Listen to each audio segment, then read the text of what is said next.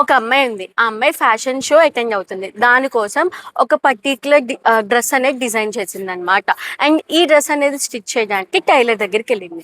And tailor దగ్గరికెళ్ళి నాకు ఈ డ్రెస్ అనేది ఈ పర్టిక్యులర్ డిజైన్‌లో స్టిచ్ చేయమని అడిగింది. అయితే టైలర్ అనేవారు ఆ డిజైన్ కాకుండా సమ్ అదర్ డిజైన్ చేశారు. దీనివల్ల ఆ అమ్మాయి కాంపిటీషన్‌లో లూజ్ అయిపోయిందనమాట. అండ్ ఇది కూడా ఒక అఫెన్స్ కింద కన్సిడర్ చేస్తారా?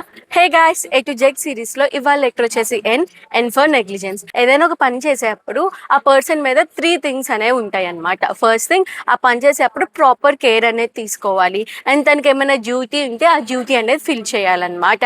అండ్ ఇవి 2 కనుక బ్రీచ్ చేస్తే డ్యామేజెస్ కనుక జరిగితే దాన్ని నెగ్లిజెన్స్ అంటారు. అంటే ఇప్పుడు ఈ కేసులో చూస్తే ఈ క్లయింట్ ఏదైతే డిజైన్ చెప్పిందో ఆ డిజైన్ కాకుండా వేరే డిజైన్ చేయడం వల్ల తన కాంపిటీషన్లో లూజ్ అయిపోయింది.